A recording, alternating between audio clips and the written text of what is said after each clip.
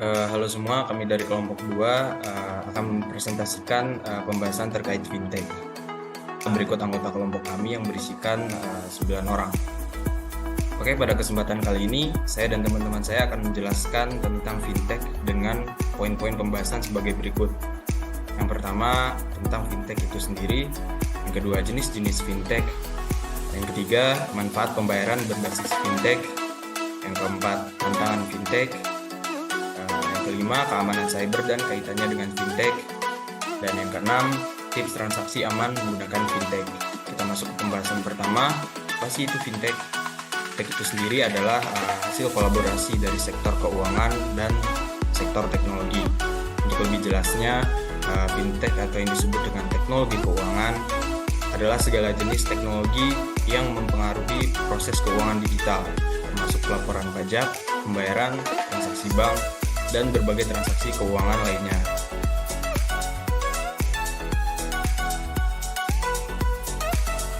Jenis fintech. Jenis fintech yang pertama ada perbankan. Bank-bank di Indonesia saat ini memiliki mobile banking yang memudahkan transaksi penggunanya. Contohnya BCA Mobile dari Bank BCA, serta Livin dari Bank Mandiri. Dua jenis fintech pembayaran. Jenis fintech pembayaran adalah layanan keuangan hanya untuk menerima dan mengirimkan uang secara digital. Contoh fintech ini adalah PayPal, GoPay dari Gojek, dan ShopeePay dari Shopee. Tiga jenis fintech pinjaman keuangan P2P. Fintech ini berguna untuk mempertemukan calon peminjam uang secara virtual dengan investor yang berniat meminjamkan uang. Contoh dari fintech P2P di Indonesia adalah Coinworks dan Modalku. Jenis fintech yang keempat ada crowdfunding atau bisa disebut juga urun dana. Biasanya ada dua jenis crowdfunding, yaitu untuk amal atau biasanya uang untuk disumbangkan atau untuk donasi uang kepada perusahaan atau digunakan untuk membuat konten berkarya dan lain-lain. Contoh dari crowdfunding ini yaitu ada kitabisa.com. Yang kelima ada asuransi. Fintech asuransi adalah alternatif asuransi konvensional yang biasanya memakan waktu yang lama untuk membelinya. Contoh fintech asuransi di Indonesia adalah Asuransiku ID dan Pasar Polis. Tabungan dan investasi. Jenis-jenis investasi online yang bisa kamu temui yang dilakukan oleh startup ini adalah ada peer-to-peer lending, reksadana, emas, hingga Bitcoin. Contoh dari fintech investasi yaitu Bibit, Ajaib, dan reksadana.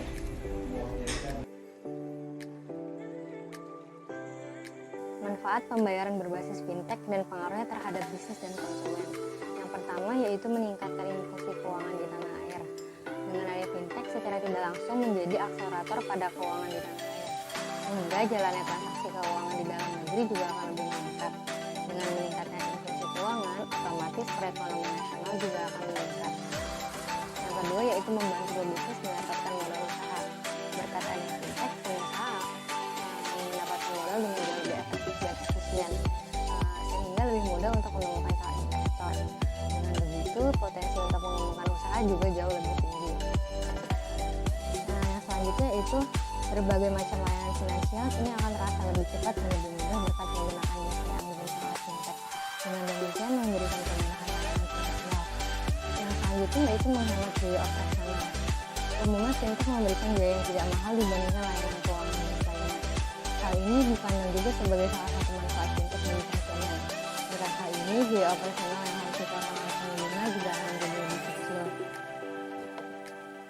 Dan yang terakhir yaitu fleksibilitas aktivitas keuangan. Jika dahulu seluruh aktivitas finansial dilakukan secara offline, saat ini hal tersebut dapat dilakukan secara online.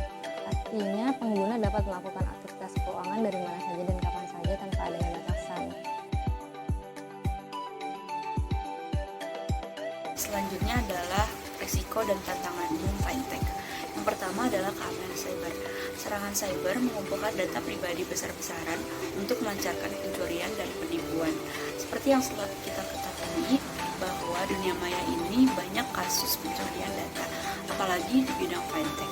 Dikarenakan bidang fintech ini membutuhkan data-data pribadi penggunanya. Oleh karena itu, para pelaku kejahatan cyber lebih banyak untuk menyerang pencurian data di bidang fintech. Lalu yang kedua adalah manajemen dan keamanan data. Konsumen ingin mengetahui bagaimana data mereka digunakan, siapa yang memiliki akses terhadapnya, dan apa yang terjadi jika mereka ingin menariknya. Lalu yang ketiga adalah batasan teknologi. Banyak tempat di dunia yang belum sepenuhnya siap mengadopsi fintech dan sistemnya yang kompleks. Apalagi jika masyarakatnya sendiri lebih memilih untuk menggunakan sistem konvensional dibandingkan dengan sistem modern. Dan juga perusahaan fintech ini seharusnya lebih mengedukasi masyarakat terkait dengan fitur-fitur mereka yang sangat membantu.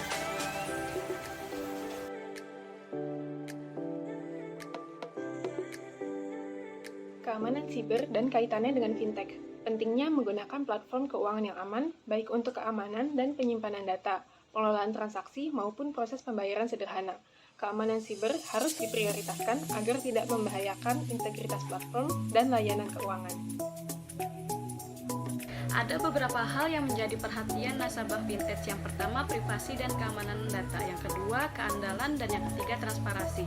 Hal tersebut sejalan dengan persepsi masyarakat bahwa industri keuangan adalah hal yang paling sering meminta data para penggunanya. Artinya harus ada kehati-hatian dari para nasabah saat bertransaksi, terutama transaksi keuangan yang dilakukan secara digital. Di balik kemudahan yang ditawarkan, pembayaran digital juga diikuti dengan ancaman yang sangat serius. Menggunakan pembayaran digital memungkinkan nasabah untuk menjadi korban cybercrime, yaitu tindakan ilegal di dunia maya dengan memanfaatkan teknologi dan jaringan internet. Kalian tahu nggak sih apa bahaya cybercrime? Cybercrime sekarang ini memang sudah tidak bisa dicegah lagi, bahkan setiap tahunnya semakin meningkat saja. Ada dua motif yang dilakukan oleh penjahat cybercrime. Yang pertama adalah motif intelektual, di mana motif ini dilakukan dengan tujuan untuk kepuasan pribadi dan menunjukkan skill yang dimilikinya. Cybercrime ini dilakukan oleh anak-anak muda secara individual. Yang kedua ada motif ekonomi, politik, dan kriminal, di mana kejahatan ini dilakukan dengan tujuan memperkaya pribadi serta golongan dan berdampak kerugian pada pihak lain, baik itu material maupun non-material.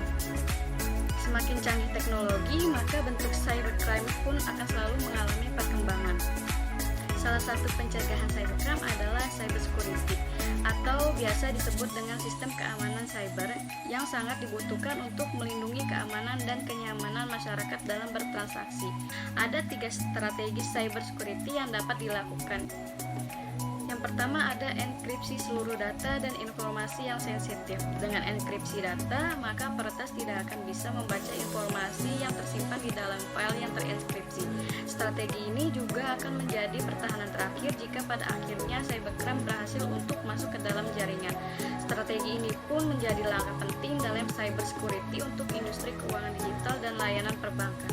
Yang kedua, pelatihan cybersecurity untuk para staf perusahaan.